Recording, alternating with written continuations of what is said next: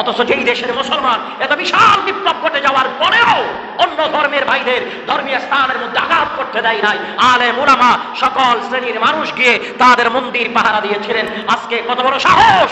তারা কোন ধর্মের অনুসারী আমার জানা নেই, আমার মনে হয় তারা কোন ধর্মের অনুসারী নয়, তারা উগ্রবাদী, তারা সন্ত্রাসী, তারা এই দেশকে অশান্তির দিকে নিয়ে যেতে চায়। মুসলমানের মসজিদে হামলা করে, মুসলমানের মসজিদে ভাঙচুর করে। এই চট্টগ্রামে লক্ষ লক্ষ কোটি কোটি মুসলমান, এই মুসলমানের দেশে মুসলমানের মসজিদের মধ্যে, মুসলমানের মসজিদের মধ্যে হামলা, এটা কিসের ইঙ্গিত দেয় মুসলমান? অথচ আমরা ঘরে বসে আছি, আমাদের কোনো খবর নাই, আমাদের কোনো খবর নাই। তবে হ্যাঁ, অনেকে বলতে পারেন অনেক জায়গায় আউলিয়া গ্রামের দরবারে ভাঙচুর হয়েছে, গত পরশুদিন হয়েছে শেরপুরে।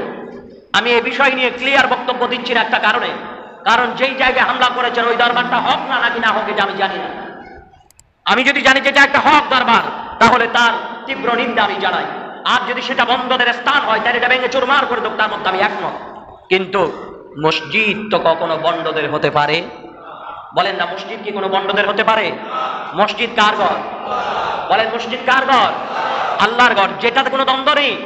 হ্যাঁ, অনেক আকীদার ভাইদের নিয়ন্ত্রণে, কোন কোন মসজিদ দেখা যায় সুন্নি আকীদার নিয়ন্ত্রণে, কোন কোন মসজিদ দেখা যায় কওমি আকীদার নিয়ন্ত্রণে, কোন কোন মসজিদ দেখা যায় জামাতি আকীদার নিয়ন্ত্রণে। আকীদাগতভাবে নিয়ন্ত্রণ কমিটি ভিন্ন থাকতে পারে, কিন্তু আল্লাহর ঘরে তো কোনো ভিন্নতা, কথা বলেন, আল্লাহর ঘরে কোনো ভিন্নতা আছে?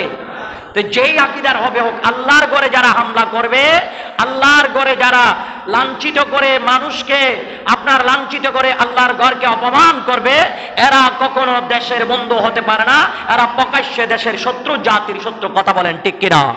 শুধু তা নয়, আল্লাহর ঘর মসজিদ নয়, কোন ধর্মীয় স্থাপনার মধ্যে আঘাত করা এটা ইসলাম ধর্ম সমর্থন করে? আওয়াজে বলেন না, সমর্থন করে? ইসলাম ধর্ম সমর্থন করে না। দুর্ভাগ্যজনক।